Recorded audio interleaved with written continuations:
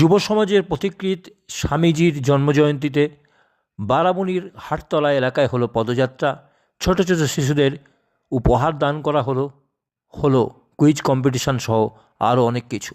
যুব সমাজের মধ্যে স্বামী বিবেকানন্দের বাণী ছড়িয়ে দিতে উপস্থিত ছিলেন বারাবণী পঞ্চায়েত সমিতির সভাপতি অসিত সিং এবং বারাবণী যুবশক্তির কর্ণধার বরুণ তেওয়ারি। শুনুন তাদের কথা।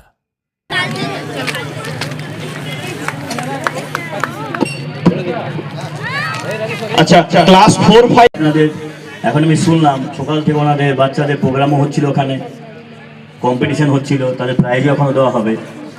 আমাদের পশ্চিমবঙ্গ নয়, গোটা ভারতবর্ষ নয়, গোটা পৃথিবীর আইকন ছিল কিন্তু স্বামী বিবেকানন্দ। 164তম ওনার জন্মদিন, সমগ্র ভারতবর্ষ ওনার জন্মদিন পালন হচ্ছে।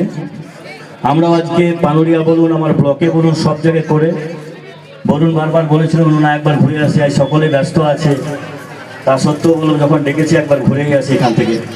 তো খুবই ভালো লাগলো, পদযাত্রাও হলো। তো আমাদের দেখুন যেভাবে দেশ চলছে, আমাদের ভারতবর্ষে আমরা নিজেও যখন ছোট্ট ছিলাম, যখন আমরা লেখাপড়া শিখেছি, তখন থেকে আমরা দেখেছিলাম যে নেতাজি সুভাষচন্দ্র বোস এবং বিবেকানন্দকে আমরা আইকন ভাবতাম, এবং এখনও কিন্তু সেটাই চলছে। তাই ওনাদের আদর্শ উদ্বুদ্ধ হয়ে সকলকে কিন্তু শিক্ষা নিতে হবে দেশ এবং জাতির দিকে, যাতে উন্নয়ন হয়। সেটা কি করে করা যায়, সমস্ত ধর্ম বিভেদ ভুলে ঐক্যবদ্ধভাবে দেশকে রাখা যায়, ওনাদের কাছ থেকে কিন্তু আমরা শিখেছিলাম।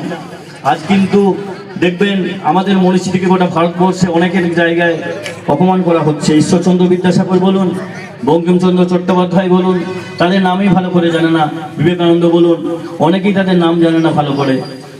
তাই তাদেরকে বলবো যে আমাদের যে সংস্কৃতি এবং আমরা যেভাবে বিবেকানন্দকে সকলেই শ্রদ্ধা করি সেটা বজায় থাকে। এবং যুব সম্প্রদায়কে বলবো, যারা এখনো লেখাপড়া করছো, যে বিবেকানন্দ এবং নেতাজির আদর্শে উদ্বুদ্ধ হয়ে যেভাবে ওরা দেশকে ঐক্যবদ্ধ রেখেছিল, আমাদেরকেও কিন্তু সেভাবে চলতে হবে।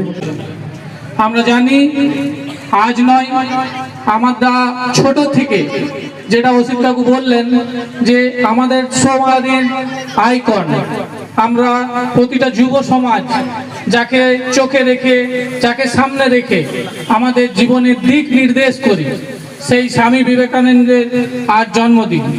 আমরা চাইব শুধু এই জন্মদিনগুলো নেই, আমরা আমাদের মনীষীদের মনে না করে জীবনের প্রতিটা ক্ষণে তাদের বাণী, তাদের যে দিক নির্দেশ করেছে সেইগুলো নিয়ে বাঁচার চেষ্টা করি।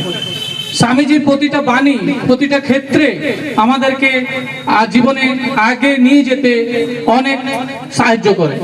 তাই আমরা চাইবো আমার সামনে বসে থাকা প্রতিটা যুব সমাজ স্বামীজির প্রতিটা বাণীকে পথপ্রদর্শক হিসাবে নিয়ে জীবনের সামনের দিকে এগিয়ে যাও।